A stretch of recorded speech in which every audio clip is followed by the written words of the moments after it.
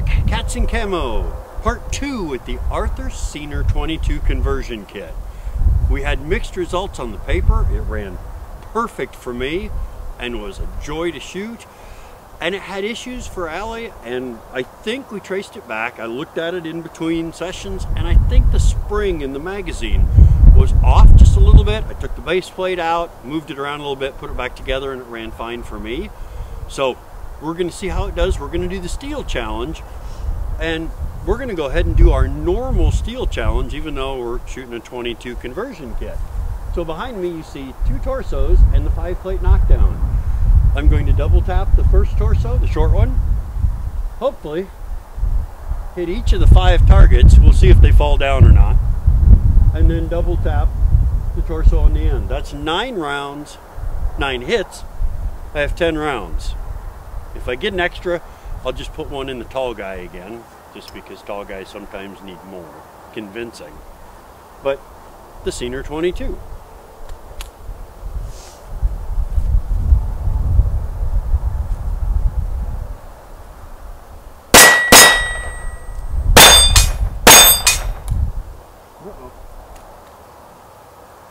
Yeah, we had one of Allie's problems. And I was cooking.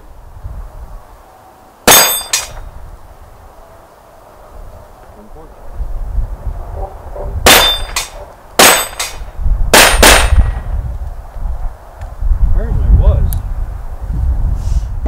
Yes! It wasn't just me! Dan had problems too! Woo! Sorry.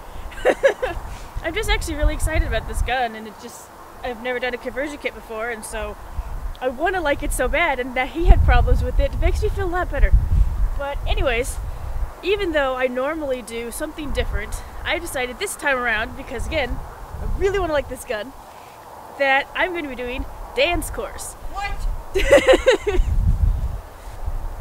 So I'm going to do the steel. This is my first time doing the knockdowns, so don't judge me, okay? They're tiny.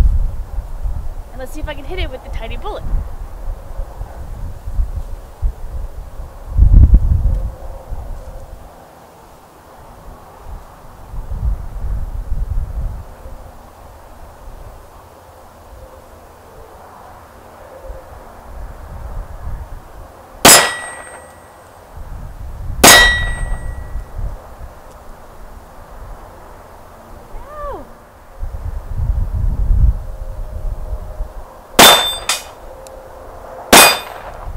Hit it.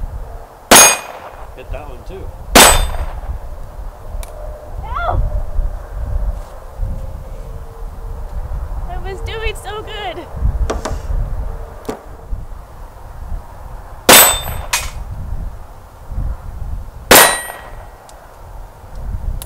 And you only had 8 because we spit 2 out. We had 2 bad rounds. Which means you never missed a shot. My first 5-plate. 5 for 5. Woo!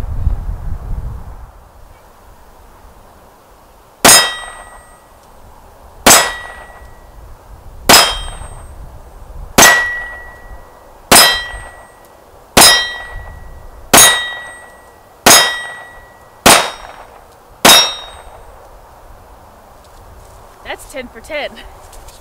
We just ran 10 rounds of Remington Thunderbolt ammo through it. I have good luck with that ammo. It works well for your favorite gun, Isaac. And so just on a whim, we threw 10 rounds in and just shot it to see if it ran clean. The problems you saw in the video, we're not even waiting to do a redemption special. I want you to understand, it was the ammo. 22 ammo is notoriously, guns are picky running 22 ammo through a semi-auto. So it ran clean, accurate, wonderful. We're going back inside to score it, and we're going to take into account the fact we were using a bad box of ammo from something that normally works fine in our guns. We had a lot of fun with this. Way more fun than I thought I was going to have with it. You watched the shooting. We did have some issues with it. We'll talk more on our score. But it's important to note that when we normally review a firearm, a couple of the categories here aren't covered by this kit because it's only the slide. So out of our 8 categories, there's only 6 that are relevant for this. So our scoring, rather than being a 8 to 40, if you go 1 through 5 for each category, 1 being this is a problem and needs fixed, to 5 being best in the world, we're only going to have a 30-point max for this. So when you see the final score, keep that in mind. Starting off with is comfort of grip, and that's not part of this review. So we immediately start off with an NA.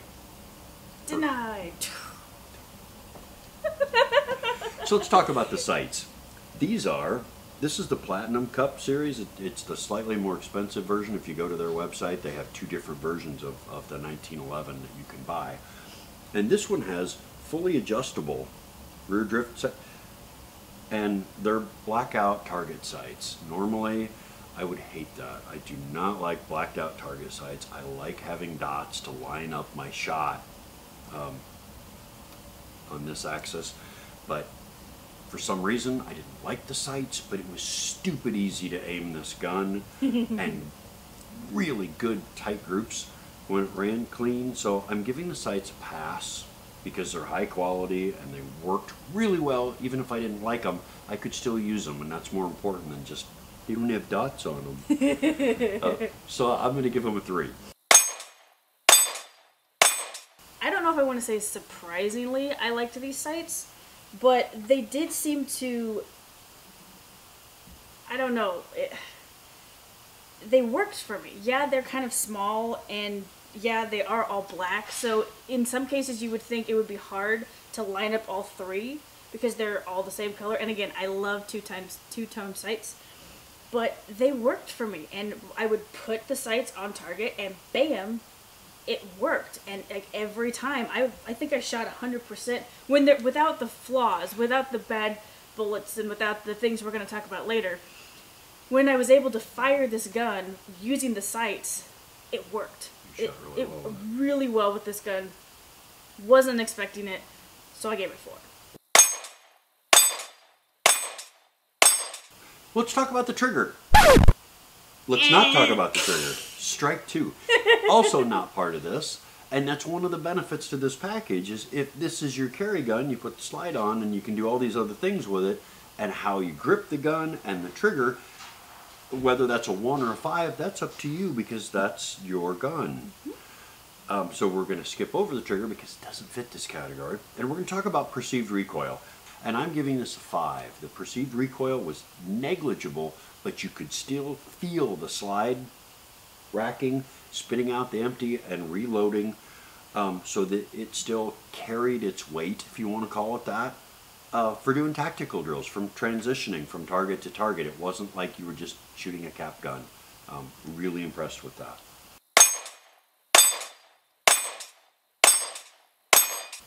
I was really impressed with the recoil on this gun. I really liked it. It was smooth, it was nice, it was easy, it wasn't anything, because I was a little worried that even though it's 22 ammo, it's in a 45, not chamber, but frame. I didn't know if that was actually going to play into effect because it's a wider frame, but I guess the magazine helps really compensate for that, and so it was very pleasant to shoot. So I also gave it a 5 for perceived recoil. Let's talk about accuracy. This gun, you saw the results. This is a tack driving 22 conversion kit. It runs smooth.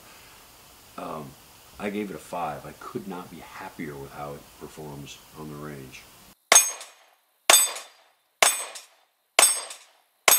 You did my tactical course. You double tapped the torso. You did the 5-plate knockdown with this. My very first 5-plate knockdown, I was 5 for 5. You were. I was so happy. I was so excited about it. Because I was worried. I'm like, this is my first time shooting this. I'm going to be like maybe 2 out of 5 or 3 out of 5. 5 out of 5. So accuracy alone, I gave it a 5. It was just so much fun to shoot. And yeah, 5.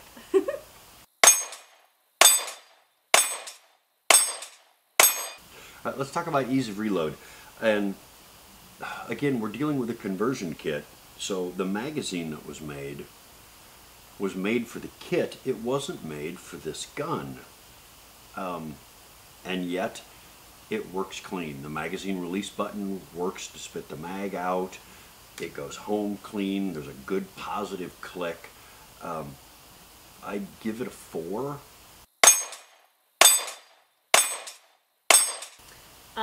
I ended up just giving it a 3 for ease of reload. It met my expectations, and it didn't seem overly, I don't know, like, since it was made to be a modifier, you want it to still work. If it's made to be a modifier and it sticks, then they didn't modify correctly. They didn't make the adjustments they needed to. So for a conversion kit going into a smaller magazine going into a larger frame, they did it right. They did a good 3. All right, let's talk about reliability. We ran less expensive ammo, but one that I trust that runs clean. It's going to sound weird, but I'll just throw it out. It's Remington Thunderbolt. It's easy to find. This kit runs beautifully on it, just like the ISSC, Isaac, runs clean on it. So we ran some of that through it. So we're talking about running good quality ammo, not one box of bad ammo that we just happen to use. So for reliability, I give this a 4 because it runs fast and it runs clean when you're using the Thunderbolt ammo. I am giving it a 4, where I would have given it a 5 if it would have run the original ammo clean. If it's gonna run one ammo but be picky with another ammo, again, it could have just been a bad box, and that could have been a manufacturing issue on the ammo's point of view.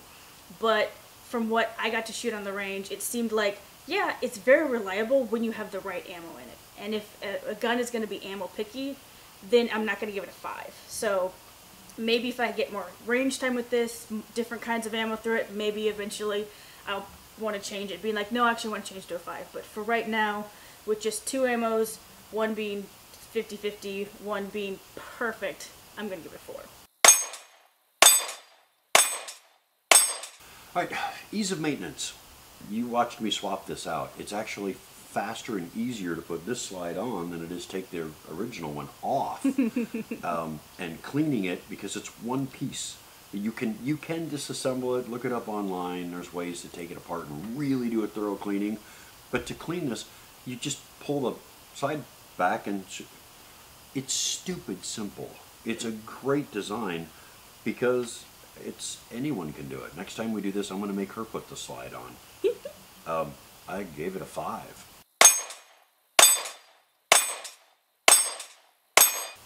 I would have to agree. It's a little weird judging the ease of maintenance on just a slide when I'm used to doing the whole takedown and everything.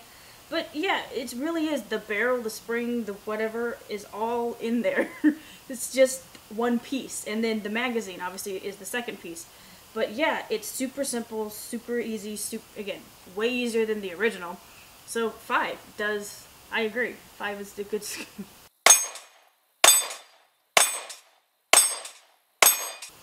Well, let's total it up. Remember, we're missing 2 categories because grip and trigger are functions of the frame. We're just talking about the kit itself. Out of 30 points, I gave it a 26.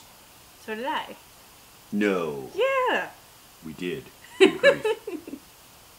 Allie and Dan agree. We gave a really high score. It's like an eclipse. Hey, it happens. It does. All right. And for those of you guys that are out there that you've been online, you spend time in forums and stuff, and you've seen comments and things about Jonathan Arthur Ciener and his 22 conversion kits, you'll know that there were arrest warrants issued and complaints about the company being dishonest. And if you didn't just read the original story, but you read the updates, you'll know he was cleared of all of it, and that the company itself has a good reputation for their products. Their customer service is iffy. It's my understanding, not having met him, but it's my understanding that he can be a grumpy guy to deal with on the phone, and so you're mixed on customer service. But the simple truth is, he's honest, and his kit works fabulously. If you are a 1911 shooter and you want to get an inexpensive conversion kit that will help you train and shoot more without the ammo costs, and frankly, kind of looks cool. It goes on some of the other 1911s, looks even better. Right now I'm transitioning so the grips don't match the Cerakoted frame. That's not on him, that's on me. Well, thank you so much, guys, for stopping by today. And if you enjoyed this episode, point those crosshairs to the like button below. And if there's any other conversion kits or upgrade specials or anything like that you'd like us to do, let us know in the comments below, because there's so many possibilities out there that they don't necessarily always come to our mind. We need your help for that. And make sure to stay tuned, because you know more reviews are coming soon. See you then.